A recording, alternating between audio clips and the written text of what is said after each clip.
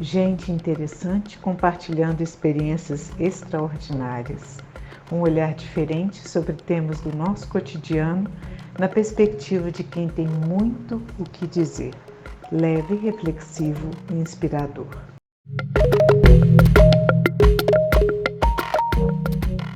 Olá! Sejam todos bem-vindos. Este é o episódio 38 do nosso evento podcast Conversa Paralela Comigo. E o nosso tema de hoje, comunicação não violenta. Qual nota você daria para a sua comunicação no cotidiano em tempos normais e em tempos de crise? Comunicar-se faz parte da condição fundante do ser humano. Permitir-se em interlocução é a possibilidade de mantermos em convívio e sociabilidade, e isso faz parte de nós. Mas nem sempre estamos aptos a conduzir interações de qualidade, sobretudo em tempos difíceis. Nessa temática da conversa paralela comigo hoje, vamos tratar da comunicação não violenta. Essa é uma proposição extremamente importante. Nos dias de hoje, em meio a essa pandemia, torna-se mesmo urgente. Enfatiza o nosso convidado, professor e psicólogo Rogério Teixeira. Pensa nos conflitos entre pessoas nesse mundo virado de ponta cabeça, pois a lógica do trabalho, da escola, do lazer e do convívio em casa se transformou em decorrência de fatores diversos, com destaque para os efeitos do distanciamento social. Ele acrescenta. E o que podemos fazer a respeito? Como cuidar de nós mesmos e uns dos outros nessas circunstâncias? Como prover a palavra que acolhe, tão necessária ao estar junto? E vamos assim, juntos. Quem vem conosco é Rogério Teixeira, psicólogo social, esquizodramatista, atua como docente em curso de graduação em psicologia e também participa do corpo docente do Instituto Gregório Barenblit, em Belo Horizonte, Minas Gerais. Trabalha com análise institucional, esquizoanálise e esquizodrama. Promove esquizodramas e intervenções outras nas clínicas, esquinas, nos sons, nas letras em geral. Pode ser encontrado dobrando uma e várias esquinas a experienciar uma esquina análise. Seja bem-vindo, Rogério. Ai, adorei a apresentação. Tô com saudade de você, Rogério. Você tá bom? Ai, o som, a gente tá sem som. Rogério, acho que o seu som não tá aparecendo aí. Vê aí.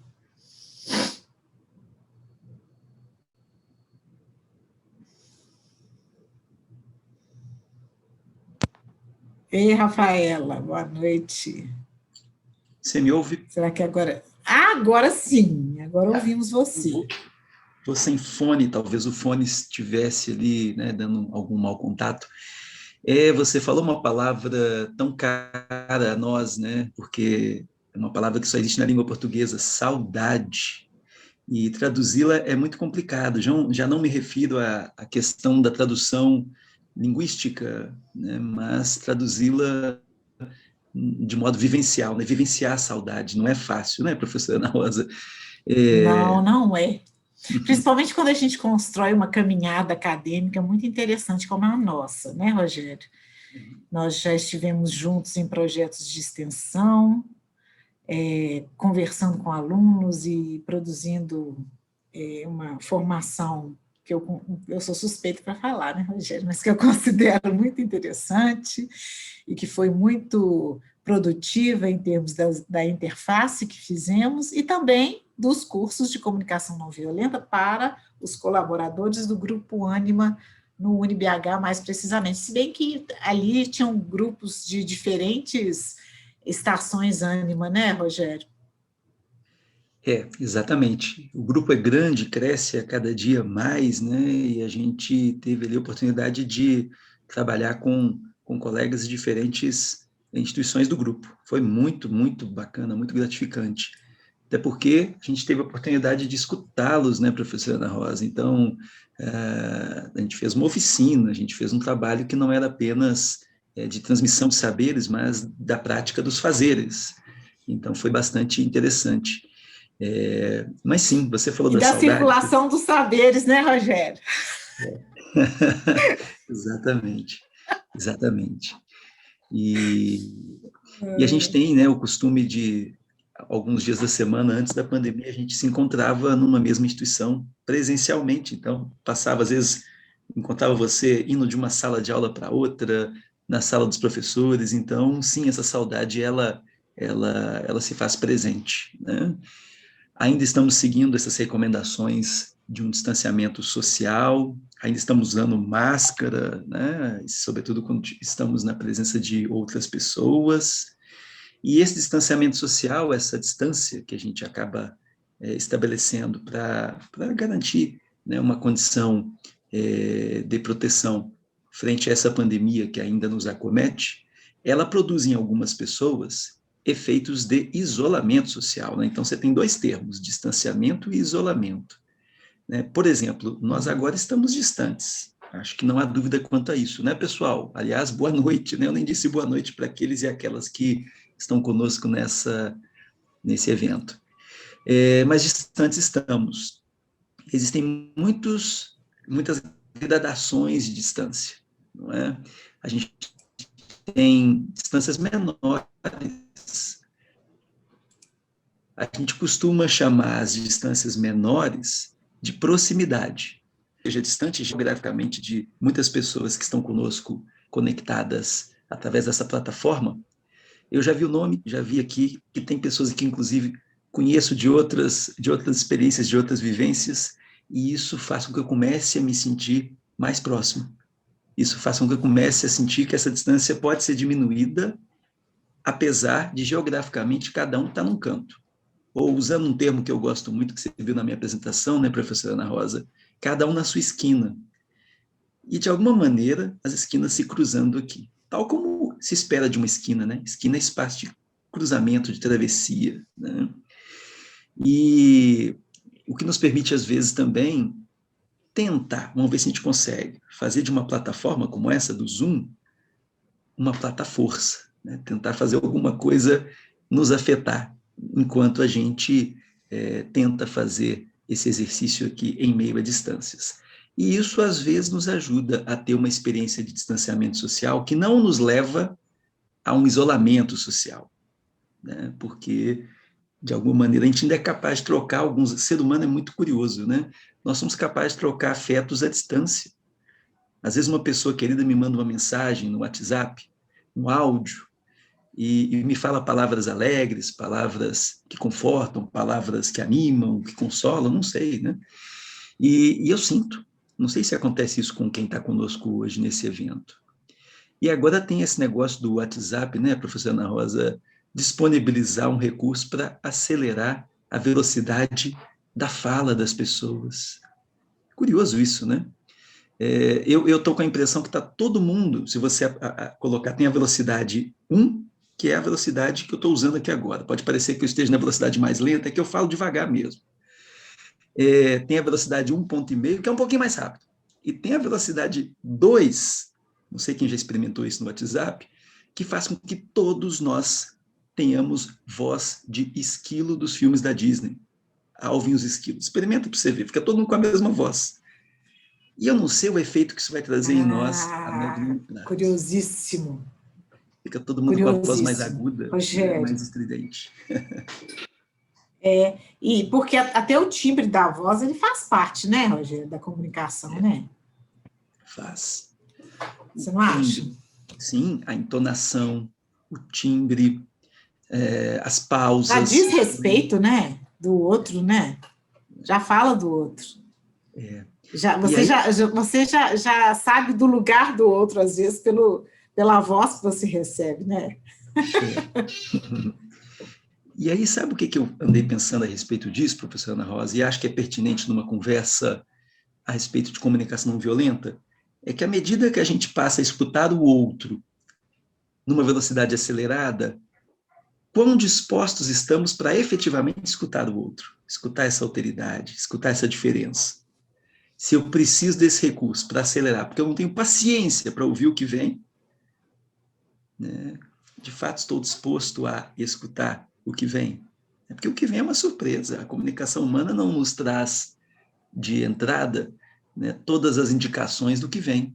Por exemplo, a gente está aqui nessa conversa, o que vem? A gente vai saber só no final se essa conversa foi boa, se essa conversa foi inspiradora, se essa conversa foi alegre ou não. Por quê? Ainda somos humanos, né? Não somos aqui robôs. E mesmo que eu estivesse usando um roteiro, né, professora Ana Rosa, a dinâmica de uma conversação, vez por outra, extravasa os eventuais roteiros, né? Mas é isso. De Isso entrada, já mesmo. trazendo um punhado de coisas. Um punhado de coisas. Aqui, eu queria voltar a duas coisas aqui. Antes da gente começar a falar propriamente, né, de comunicação não violenta, eu gostaria de falar de comunicação. E tem dois pontos que eu gostaria que a gente conversasse, que são o seguinte: eu gostaria que você falasse sobre o seu conceito de afeto, que eu acho que é um conceito muito interessante, eu gosto muito do que você chama do afeto, né? E também, que acredito que faz parte, né, da comunicação não violenta, e deveria fazer parte de uma comunicação de uma forma geral, e também a questão da escuta. A minha formação primeira é em jornalismo, né? E os nossos cursos de comunicação não violenta são bacanas, né, Rogério? Porque a gente faz interfaces, né? Interdisciplinaridade, psicologia, comunicação, educação, né? E aí, nessa primeira formação, eu sempre achei muito curioso, muito interessante, a ideia de que a comunicação é, antes de tudo, a escuta. E a gente acha que comunicação é falar. Num primeiro momento, a gente imagina, não, comunicar, o ser humano comunica, é só o ser humano que tem condição de dar fala e tal. E aí a gente, de cara, acha que a comunicação é fala. E tenho aprendido, ao longo do tempo, que comunicação é, num primeiro momento, a escuta.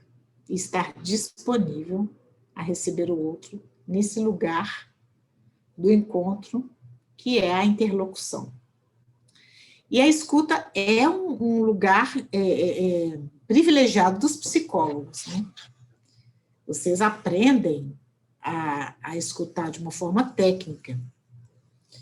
E eu queria ouvir sua opinião a respeito disso. Como que a gente pode aprender a escutar o outro se nós estamos numa condição, como você lembrou muito bem, técnica, de ferramentas de aproximação, mas que às vezes nos distanciam, na medida em que, quando eu acelero um áudio, por exemplo, eu não estou recebendo o outro como ele é, mas como eu gostaria que fosse, né?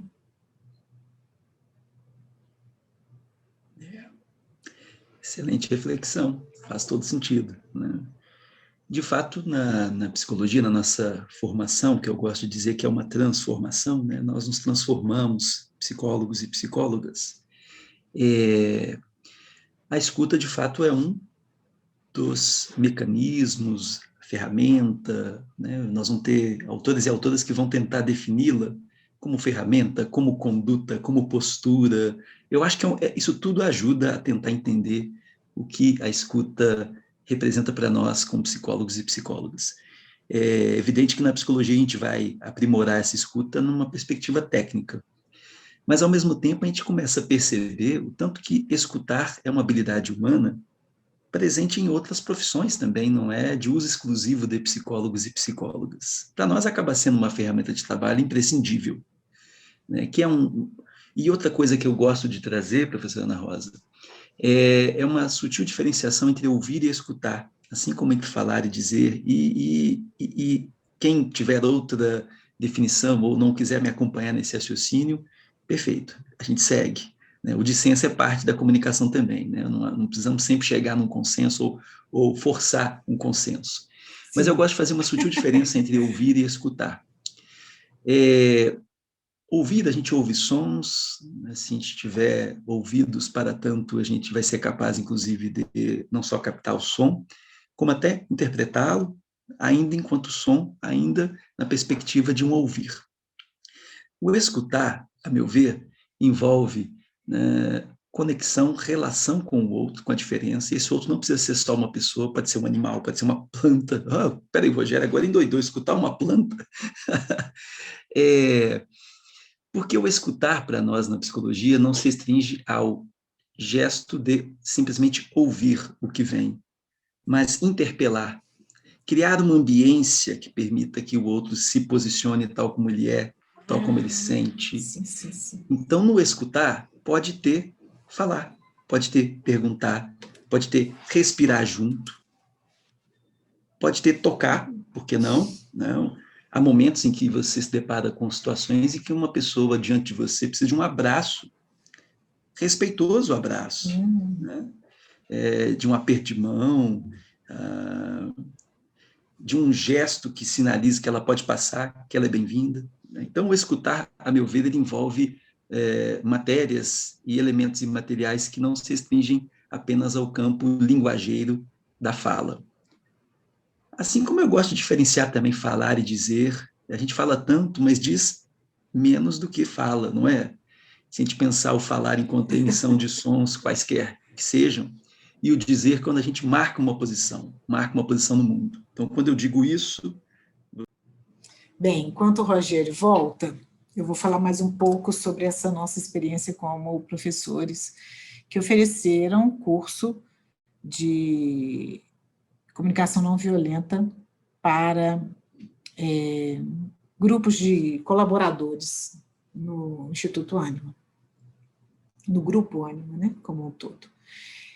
Nós tivemos um retorno muito bacana, no sentido de que houve nessa perspectiva de comunicação não violenta, a gente passar por essa ideia da comunicação, o entendimento da comunicação não violenta como uma proposição do Marshall Rosenberg, que foi um psicólogo que se preocupou muito com isso, sobretudo com relação a diferentes etnias, como diferentes etnias poderiam conversar.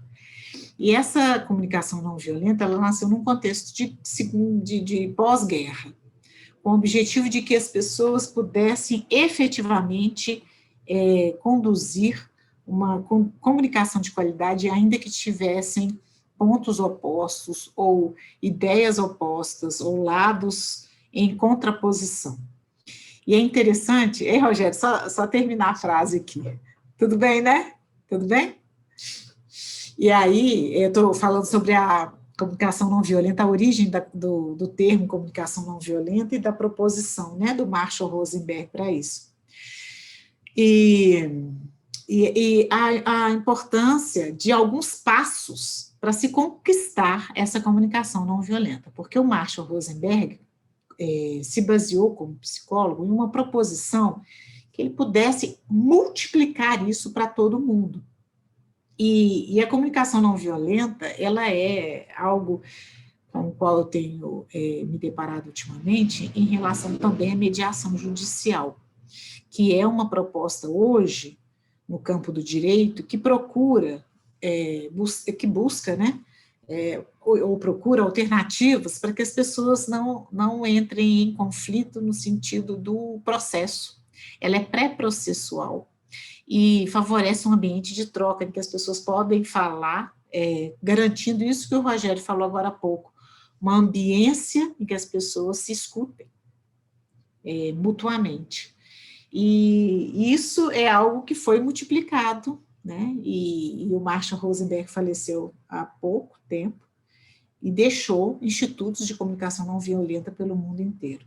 A proposta é justamente se basear em alguns pontos, né, da própria metodologia freiriana, de Paulo Freire, em que em 4 momentos você conseguiria praticar e treinar essa comunicação não violenta. O momento da observação, o momento que você expõe seus sentimentos, o momento que você se conecta com as necessidades que você tem e que você as expressa de maneira a encontrar uma ponte entre um e o outro. É algo muito interessante, porque tem etapas bem marcadas, né, Rogério? Você quer falar um pouquinho mais sobre essas etapas?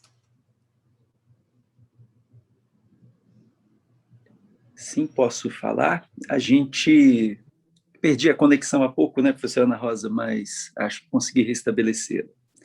Então, maravilha que você estava trazendo, né, o histórico da comunicação não violenta. O Marshall Rosenberg teve uma vida muito marcada por, né, perceber os eventos que estavam acontecendo no mundo e sensivelmente responder a eles de maneira efetiva, né? Mas sim, a gente tem ali alguns passos importantes para estabelecer esse movimento de uma comunicação não violenta. O primeiro deles é instaurarmos uma observação sem julgamento. Esse é um exercício muito importante, porque se nós pararmos para pensar, muitas vezes a gente olha para o outro jogando sobre ele todas as expectativas que a gente projeta no outro, e a gente assim não tem condições de escutar este outro que se apresenta diante de nós. Esse exercício de observação sem julgamento, eu estava há pouco falando de escutar planta, né? E eu acho que deve ter ficado meio estranho isso, mas uma boa prática é justamente contemplar uma planta. Chegue perto de uma planta, observe a planta. A planta permite que você fique olhando para ela, viu? Ela não vai ficar com raiva. Agora, se você tentar fazer isso, por exemplo, com um cachorrinho ou com um gatinho, ele pode responder, né? E com uma pessoa, então, nem se fala. Fica encarando uma pessoa por uns minutos para você ver o que acontece, né? Provavelmente vai gerar um certo desconforto. É importante a gente aprender a observar sem julgamento, observar as pessoas, observar os acontecimentos, de tal forma que isso vai nos permitir, de fato, estar com essas pessoas e escutar o que lhes acomete. O segundo movimento, ou segunda etapa, seria a identificação dos sentimentos e emoções. Né? Nós, como sujeitos sociais que somos, nós seres humanos, a gente está a todo momento estabelecendo relações com as pessoas. Você caminha pelas ruas e vê uma pessoa estranha, quase sem perceber, quase sem notar, você já sente alguma coisa só de cruzar na calçada, né? Dividir um espaço, um território com aquela pessoa que passa. Né? Algum tipo de emoção, algum tipo de sentimento é produzido a cada encontro. Identificar esses sentimentos e emoções é importante, até para um trabalho de tentar ver o que você faz com isso. Não sei se vocês têm no repertório de vocês pessoas que só de olhar para elas você sente, né, dó, você sente tristeza, você sente raiva, e às vezes você nunca parou para pensar o porquê disso. Tem tudo a ver com uma questão que você levantou um pouquinho antes da minha conexão cair, que foi a questão dos afetos. Né? Como psicólogo, eu gosto de ler, né, autores de outros campos do saber. Na filosofia, eu encontrei um filósofo chamado Spinoza. Ele é um filósofo do século XVII, da mesma época do filósofo, do pensador René Descartes, na mesma época do Leibniz, ou seja, foi um século bem robusto em termos de pensadores que marcaram aí o pensamento ocidental. E o Spinoza, ele trabalha com alguns conceitos bastante interessantes. Ele foi estudar o que seria alegria, o que seria tristeza, e o que os afetos têm a ver com tudo isso. E ele chegou à conclusão de que na nossa vida a gente vai estabelecer encontros de tipos muito variados. E ele classificou alguns tipos de encontros como bons encontros. E os bons encontros são aqueles em que a gente experimenta uma alegria. E a alegria é tudo aquilo que aumenta a nossa potência de ação. Interessante. O contrário disso é o mau encontro. E o mau encontro é aquele encontro que vai, né, nos propiciar a sensação de uma tristeza. E a tristeza, para Spinoza, é tudo aquilo que diminui a nossa potência de ação. E aí o Spinoza está falando de alegria, ele está falando de tristeza, está falando de encontro. E o que vai mobilizar num encontro a produção de alegria ou de tristeza? Os afetos. E o Spinoza trabalha os afetos não num campo abstrato, ele vai trazer muito o corpo na jogada. O Spinoza ele imanentizou, ele colocou no mesmo plano corpo e alma, enquanto outros pensadores na época dele separavam uma coisa da outra. As ideias para um canto, o corpo para outro. Spinoza falava, não, as ideias compõem corpos, as ideias atravessam os nossos corpos. Então, a ideia de alegria já começa a mobilizar alguma coisa no nosso corpo. Não sei se acontece com vocês. Por exemplo, eu gosto muito do dia do meu aniversário. Anotem aí, 2 de dezembro. Não é fácil lembrar. Bem, o meu está chegando, hein, Rogério? O meu é 20. É fácil.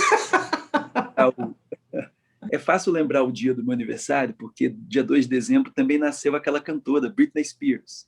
Bom, o que isso tem de relevante? Não sei. Mas é que no dia do meu aniversário, eu costumo sentir muita alegria, que mobiliza todo um corpo. É um corpo diferente, é um corpo que naquele dia ele encontra-se diferente. Muito embora o aniversário seja um dia como qualquer outro, ou seja, diferente. Não tem dia igual. Até quando a gente imagina estar numa rotina repetitiva, monótona, essa repetição é uma repetição que, se você observar bem, produz algum tipo de diferença. Pois bem, então eu tinha falado do primeiro passo, que é uma observação sem julgamento, e isso é difícil. Requer exercício, requer prática. Então começa olhando planta, né? Observa uma plantinha, tente observá-la sem julgá-la. Hoje as folhas não estão muito vivas. A flor está murcha. Aí você está julgando. Tente observar a flor, a planta, como ela é. Se você conseguir fazer isso com isso aí, você vai, de repente, poder fazer isso com cachorrinhos, gatinhos. Se você conseguir com cachorrinhos, gatinhos, você vai ficando um pouco mais ousado, com prudência. De repente, quem sabe, você passa a fazer isso com pessoas. O segundo passo, identificação dos sentimentos e emoções que se ativam a cada encontro. O terceiro é também bastante desafiador, é a compreensão das necessidades.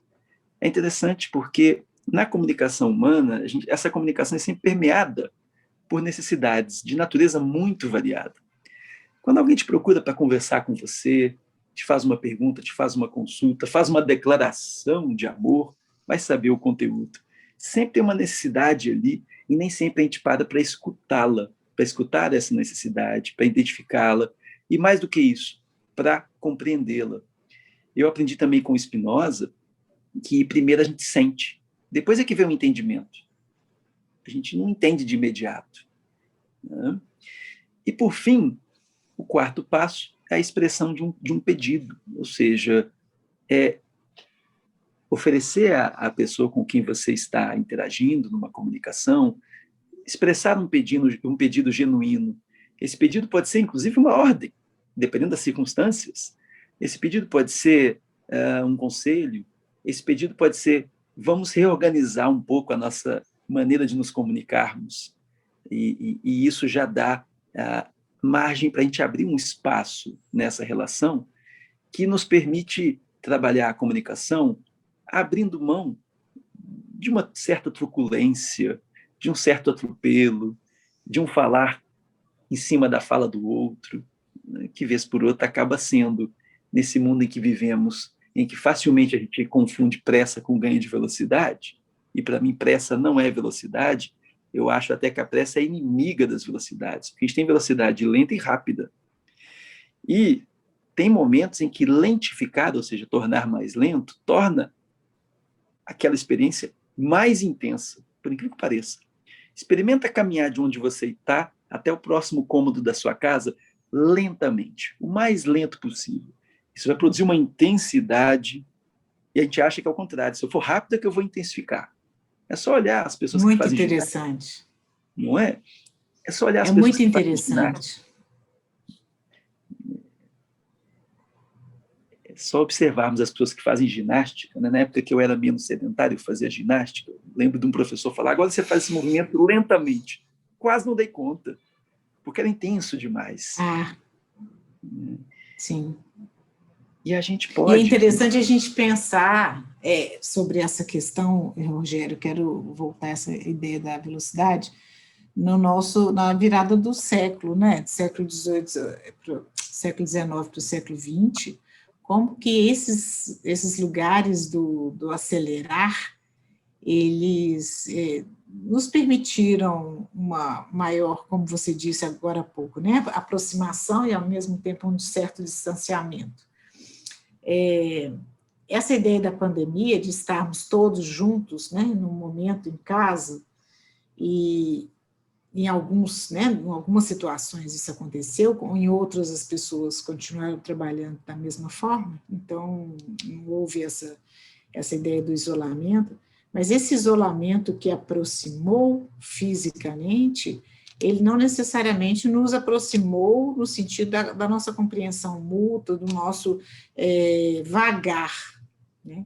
Porque dentro de casa também, talvez, mantivemos, às vezes, o mesmo ritmo do não vagar, dessa velocidade com a qual estamos já muito habituados e infelizmente isso, né? Porque não nos permite conhecer o outro, às vezes, como ele é, e nos esbaldarmos com isso. Eu acho que ter a oportunidade de conhecer o outro é uma oportunidade maravilhosa de ampliar a nossa zona de conforto. Não é sair da zona de conforto, né? É ampliar essa zona de conforto, é permitir outros olhares, que outros olhares nos habitem. Essa expressão zona de conforto, eu prefiro buscar ampliá-la, tal como você sugere, professora Ana Rosa. Eu não gosto muito da expressão sair da zona de conforto. Acho que ela, vez por outra, é usada, inclusive, num sentido passivo-agressivo, para forçar as pessoas que já não estão numa situação confortável a se sacrificarem. A gente vê isso muito no mundo do trabalho. Você precisa sair da sua zona de conforto. Não sei, eu não acho essa expressão muito animadora e acho que, vez por outra, ela é usada de maneira equivocada, para dizer o mínimo. Eu quero mais conforto. A vida já nos apresenta desafios em demasia, né? E aí você comentou, de fato, nesse momento pandêmico em que ainda nos encontramos, né, que se iniciou ali no início do ano de 2020, né, mais ali perto do final de fevereiro, início de março, e que ainda se mantém, a nossa vida virou um pouco de ponta cabeça, não é? Algumas pessoas passaram além de morar nas suas casas, a trabalhar nas suas casas, a estudar nas suas casas, de tal forma que elas começam até a olhar para o lado e falar: casa? Onde está você? Nesse processo, né, em que aquele espaço, aquele território passou por uma transformação vertiginosa.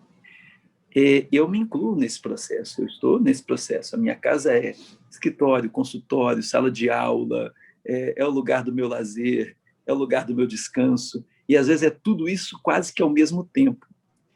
E isso fez com que o território casa também, em algumas circunstâncias, tenha propiciado verdadeiras situações de guerra, virou uma zona de guerra, né? Sair de um cômodo e ir para o outro, imagina as relações nas casas em que várias pessoas moram, dividindo aquele espaço, dividindo sons e ruídos. Agora eu preciso de silêncio porque eu estou numa aula. Mas eu também preciso de silêncio porque eu estou numa reunião. Mas eu também preciso de silêncio porque eu estou vendo TV. E negociar esses espaços faz com que a gente pense que a comunicação não violenta tem bastante para nos ajudar a tentar dar conta desse desafio, né? E outra coisa também, eu faço a distinção entre casa e lar. Casa pode ser uma casa qualquer. Lar é a zona de conforto. Lar é o lugar onde você se sente seguro, né? Lar. Sim. Então, eu gosto de pensar que se a gente tem mais de uma palavra para falar de coisas parecidas, talvez elas não sejam idênticas. Assim como o ouvir e o escutar, o falar e dizer, né? O ver e olhar, né?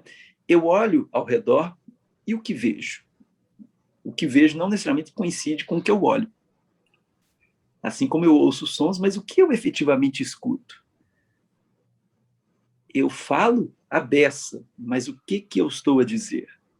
Então, esses termos que, vez por outra, são usados como se fossem sinônimos, são, mas também talvez não sejam na plenitude dos termos, dadas as circunstâncias, né, e seus usos.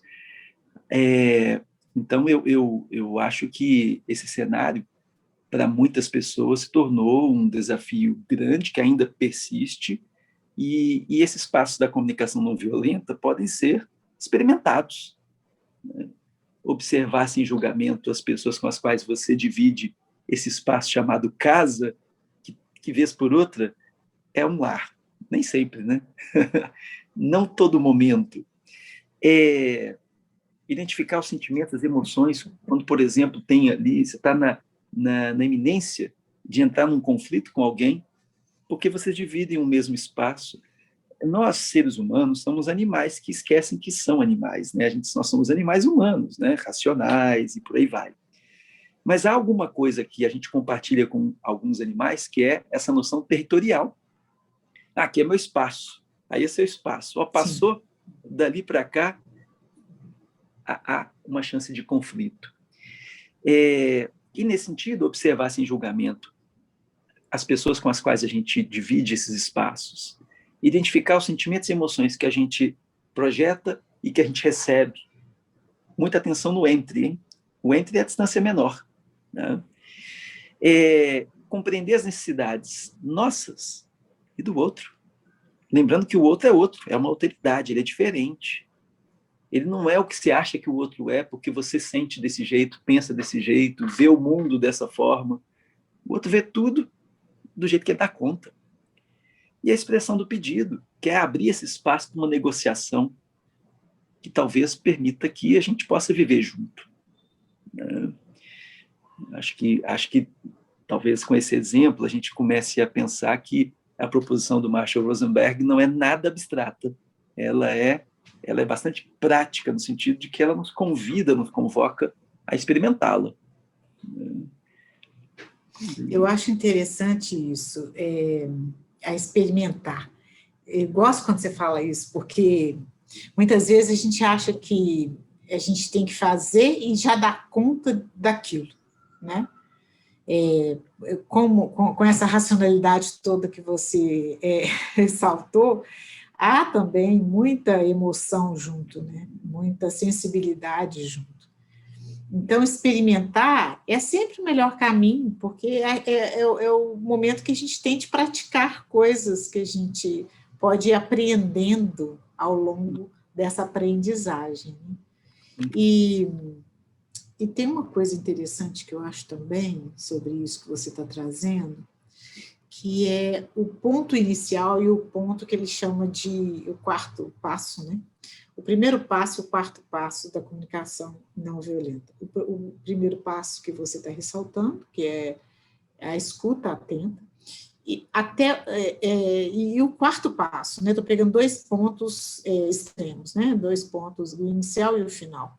O quarto passo que seria a formulação do pedido. Entre a observação e a formulação do pedido tem muita coisa, né? Então, observar significa estar aberto realmente à alteridade, ao outro. E se é outro, é diferente da gente. E se é outro, tem direito de ser diferente, não é? Pela própria definição de ser outro. E o fato de chegar no ponto de formular um pedido, existe um percurso do né?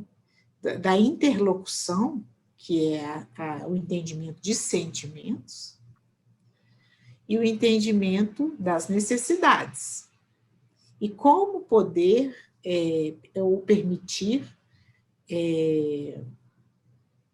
a troca dessa percepção da necessidade, né? Não é uma coisa rápida mesmo, é um vagar a comunicação não violenta. Ela exige um vagar nosso, desde a observação até a formulação de um pedido. Tem uma pergunta aqui, interessante no chat, que eu vou compartilhar com você. Antes, eu vou dizer que a Rafaela Viana, que esteve conosco, se não me engano, no projeto de extensão, está dando boa noite para nós. O Ezequias também, o Ezequias Pinheiro, dando boa noite para nós dois, também ex-aluno nosso dos projetos de extensão. E a Elizabeth aqui. E o Alberto Sebastião, que está mandando uma saudação de Itabuna, no sul da Bahia. Está vendo as proximidades possíveis, né, Rogério? A Patrícia Carmen também, que esteve conosco. E a Elizabeth Alckmin, que está fazendo uma pergunta a você. Rogério, boa noite, excelente explanação. É possível ajudar o outro a também adquirir uma comunicação não violenta? Eu digo que sim, arrisco dizer que sim, até porque essa comunicação ela é feita a dois, a três, a quatro, ela é relacional, ela é construída individual e coletivamente ao mesmo tempo, e a gente sabe a potência do ensinar e aprender e experimentar com exemplos, né? Então a gente pode, nesse processo, formular exemplos, sendo exemplos, construindo exemplos que vão afetar o outro nesse processo, de tal modo que ele vai ter a opção também de se inspirar nesse movimento, de adotar aspectos dessa conduta. Então, eu vejo que sim. Talvez uma das estratégias seria essa, a meu ver. Né? Porque talvez se você disser para o outro, o seu jeito de comunicar está errado, isso talvez já tenha sido dito para essa pessoa. Aliás, o que é um jeito de comunicar errado? Né? Às vezes a gente se expressa de maneira não adequada em situações específicas. Né? Porque cá entre nós, eu tenho os meus momentos também que eu fico bravo. Né? Quando a gente fala dos afetos que mobilizam o corpo, eu tenho sim os meus momentos que eu fico bravo.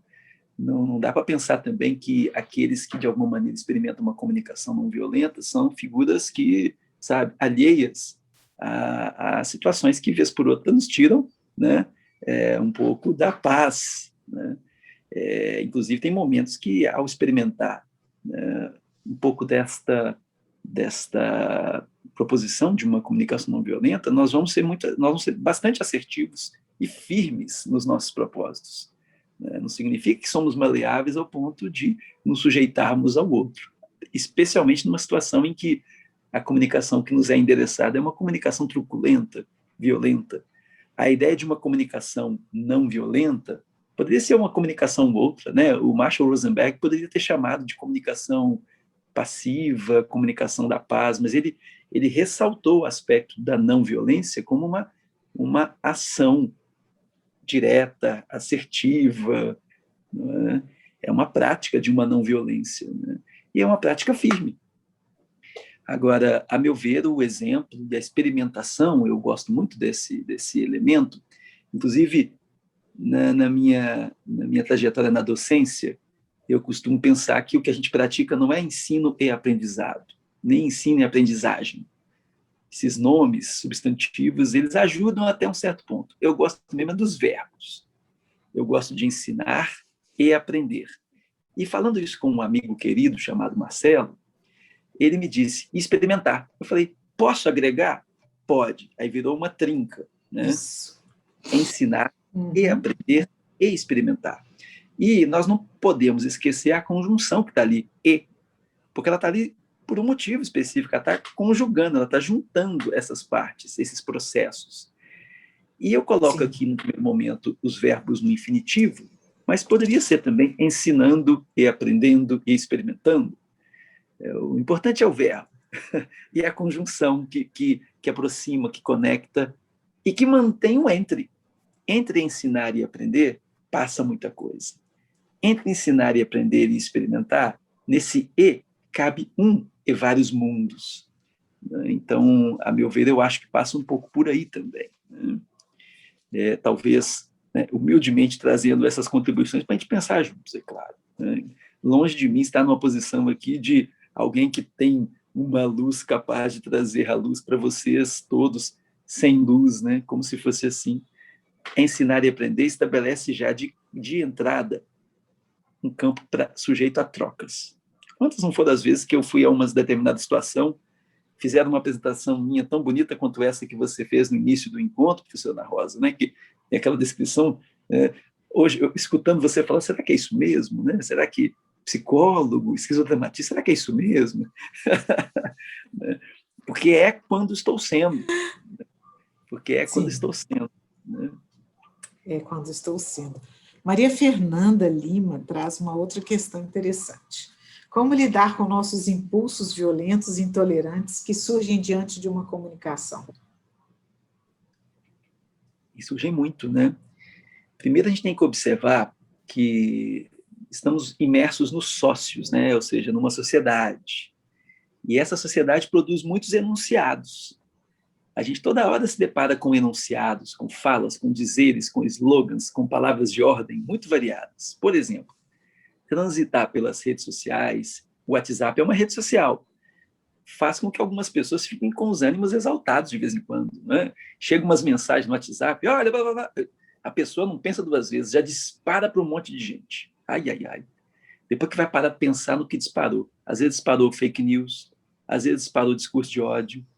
E o pior, isso chega a alguém e afeta essa pessoa, produz um impulso mesmo nessa pessoa. Bom, isso é só um exemplo.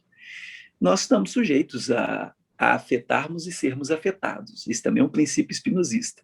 A todo momento, estamos sujeitos a afetarmos e sermos afetados. O afeto transforma, ele nos transforma. Essa observação sem julgamento que o Marshall Rosenberg traz, ela pode começar em nós mesmos.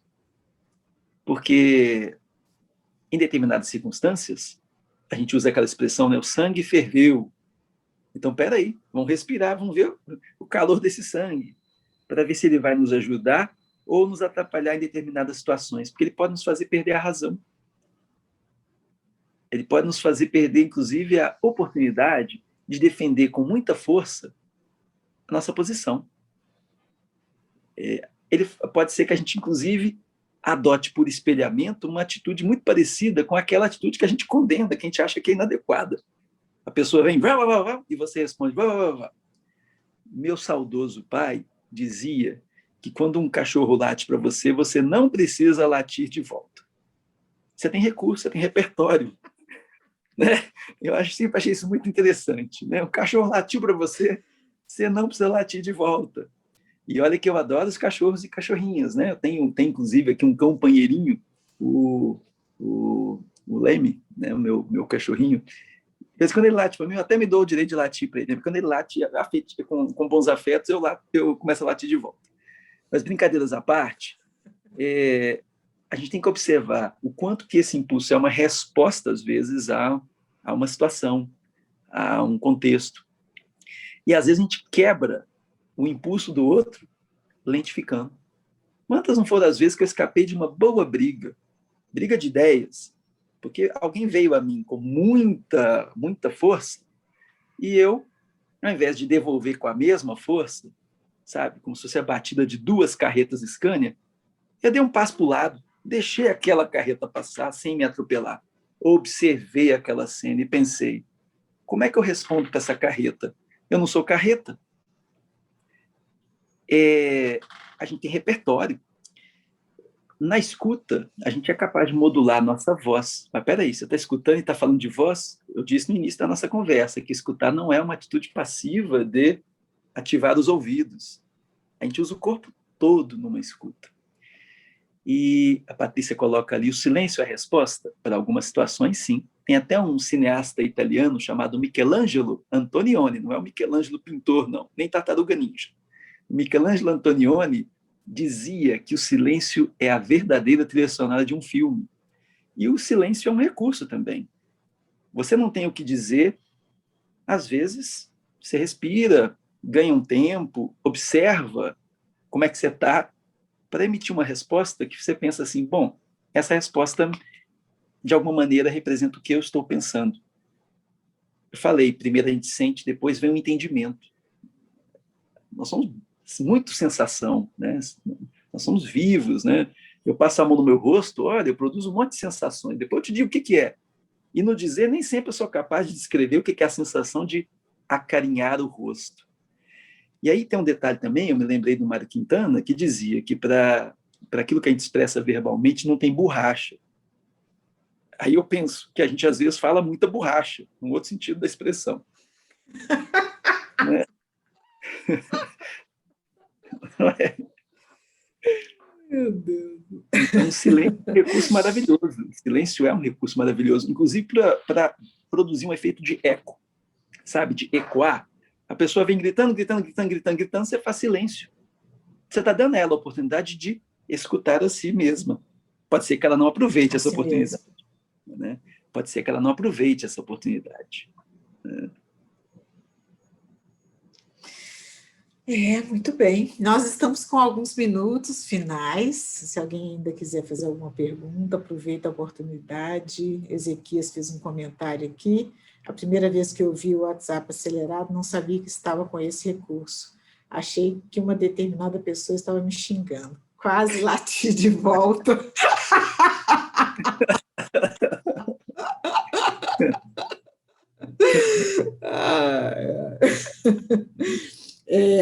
Eu queria aproveitar esse comentário e fazer um também a esse respeito. Estamos numa circunstância, muitas vezes, de reuniões ou de aulas, né, nós como professores, em que, às vezes, a gente acha que a internet ou o lugar de uma sala de aula virtual é um território de ninguém. Às vezes, a gente se esquece que ali estamos todos num coletivo humano. E é um coletivo humano que o digital permite. Esse respeito, esse cuidado, essa forma mais do vagar, né? Eu não vou dizer vagarosa, não, porque vagarosa a gente guarda uma sensação meio pejorativa do vagaroso, mas do vagar, né? Que nos permite, às vezes, dizer de uma outra forma aquilo que não foi bem compreendido, ou cuidar da forma de dizer também na escolha das palavras do juntar palavras, né? Da mistura entre essas palavras. A oportunidade também do silêncio, mas um silêncio ativo, não um silêncio indiferente. E percebo que o ambiente digital, ele também não somente, né, nessa pandemia, as relações em casa e presenciais que a gente tem a oportunidade de ter, mas também na comunicação digital, quanto que é um lugar de atenção para essa interlocução. Às vezes a gente começa, como você falou do WhatsApp, uma conversa sem a gente cumprimentar a pessoa, né? No nosso imediatismo de resolver questões, muitas vezes esses ritos que são, na minha percepção, muito humanos e necessários, sobretudo quando a gente está numa uma condição de pouca sociabilidade, né? Ou de limitações nessa sociabilidade, e limitações que dizem respeito ao corpo, como você falou. A importância desse corpo também de se expressar e que tem sido tão restrita. É um outro lugar, é um outro território, né? E parece que a gente está tão habituado a transitar nele, e eu confesso a você que eu não me sinto tão habituado assim, né? A cada encontro, então, por exemplo, né, minha prática da docência, desde que ingressamos nesse contexto pandêmico, ela migrou para esse espaço digital, né? Então, do online, né, em linha. Minha prática clínica também assumiu essa dobra, tem acontecido nessa perspectiva. Até algumas intervenções psicossociais que faço com grupos, o próprio esquizodrama, vem acontecendo também utilizando destas facetas, né? Um pouco também ocupando esses territórios, experimentando e vendo o que a gente pode nesses espaços, né? A gente pode muito mais do que a gente às vezes imagina que poderia, e é diferente, evidentemente, de outros lugares, outros territórios. Estou com muita saudade da sala de aula presencial, física. Inclusive, acho que na minha primeira aula, numa sala de aula presencial, minha primeira providência vai ser convidar os alunos a saírem da sala de aula presencial, saírem das quatro paredes, vagarem, como você mesma colocou, professora Ana Rosa, e cartografar os territórios no entorno, né? Enquanto isso não é possível, o que a gente pode, nessas circunstâncias em que nos encontramos hoje, por um motivo que escapa ao nosso desejo mas que pode preservar a nossa saúde e a nossa vida e a de pessoas muito queridas no entorno. O que a gente pode nesse contexto? É o que eu mencionei no início. Será que a gente consegue, em algumas circunstâncias, nem sempre, a gente vai conseguir o que a gente dá conta, transformar uma plataforma como essa, o Zoom, numa plataforça? Isso acontece vez por outra, quando, por exemplo, para além de conteúdos transmitidos, para além de informações trocadas, afetos passam e atravessam, acredite, essa tela fria. Acredite, já passei por algumas experiências nesse universo online que ativaram virtualidades em mim, que esse conceito é interessante. Fala-se muito assim, mundo virtual, mundo virtual, mundo virtual. O mundo é virtual. Antes da internet existir, o conceito de virtual está lá nos gregos, né? E nos acompanha desde então. Aqui, enquanto conversamos, há muitas virtualidades que podem se ativar. E quando elas se ativam, elas se atualizam. Deixa de ser virtual. Virtual é potência. Virtual é uma coisa que está para acontecer. Por exemplo, uma semente é uma árvore em potencial. Então, ela é virtualmente uma árvore. E a gente entra num encontro, pode ser uma aula, pode ser uma conversa paralela com você, comigo, adoro esse nome, a gente entra de um jeito. E o jeito que a gente sai pode ser resultado, ainda que em processo, não acabado, das virtualidades que se ativam a cada encontro. Eu acho que vou sair dessa conversa diferente de como eu entrei, provavelmente porque alguma coisa me afetou e eu espero ter afetado vocês também nesse sentido, ativando virtualidades que nos compõem. Então, assim, mundo virtual. O mundo é virtual, né? Por exemplo, eu pego um livro que eu ainda não li, é uma leitura virtual, ainda não aconteceu, ela tem uma potência. A partir do momento que eu leio, eu atualizo aquelas virtualidades. Aquela história que o livro tem para me contar ganha vida. Então, quando ela ganha vida, ela se atualiza. Agora, não estou aqui defendendo esse modelo frente a outros. Eu estou dizendo que talvez a gente possa, em alguns momentos, extrair alguma potência dessas fragilidades. E não é para trocar, não, viu? Porque, igual eu comentei, podendo voltar para a sala de aula presencial, podendo voltar para um espaço onde eu pratico meu trabalho como psicólogo, naquela presença outra, da qual estamos com saudade, eu vou ser o primeiro a ir ao encontro dessas possibilidades, mas em condições um pouco mais seguras do que as que a gente tem hoje, né? Que ainda são perigosas. Muito bem, é isso mesmo. E aqui tem muita gente compartilhando a saudade. Estamos aqui no nosso tempo, e eu gostaria de fazer uma última pergunta a você, Rogério, para a gente terminar aqui em 1 minuto. Olha o vagar, Rogério.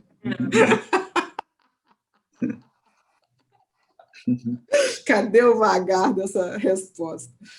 É o seguinte, nós estamos numa temporada de 2021 aqui na Conversa Paralela comigo, que a gente traz uma lição para 2021.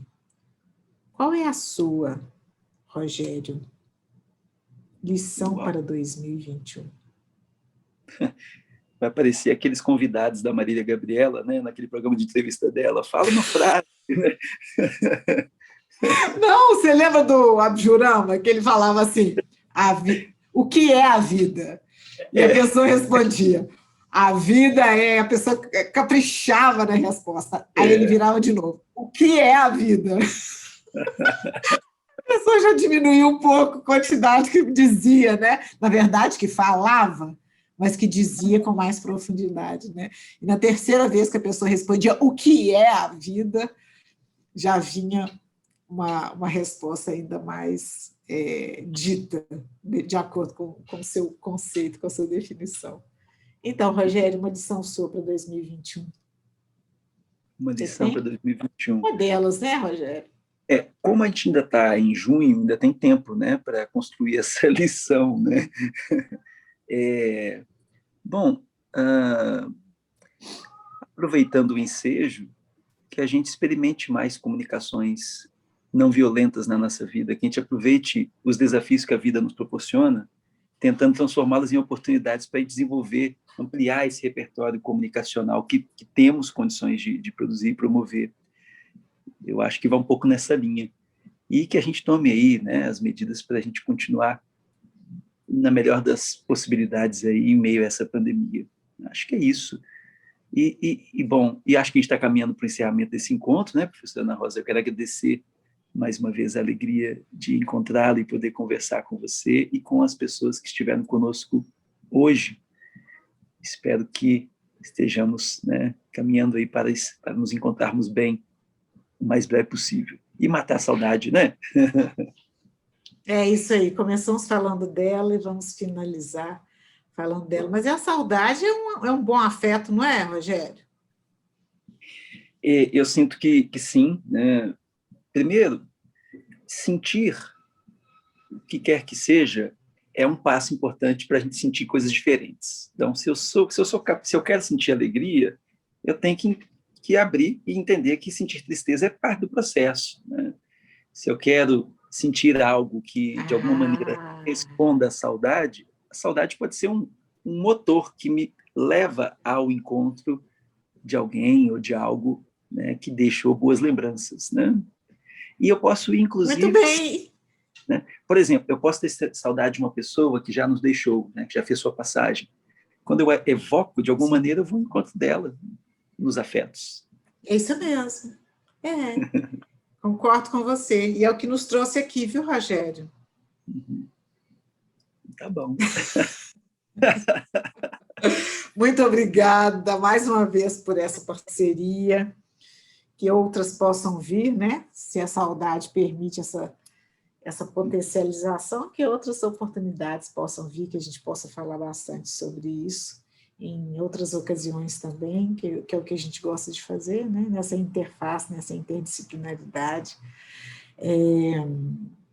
Então, acho que pedindo seu Instagram aqui, viu, Rogério? Se você puder compartilhar. Eu estou com dificuldade para fazê-lo aqui por causa do chat. Deixa eu ver se eu vou conseguir. É Rogério Felipe. Pode me falar. É Rogério Felipe. Rogério Felipe? Gente, na página do Conversa Paralela Comigo, quando o podcast ficar pronto, a gente marca o Rogério lá. Vocês encontram lá.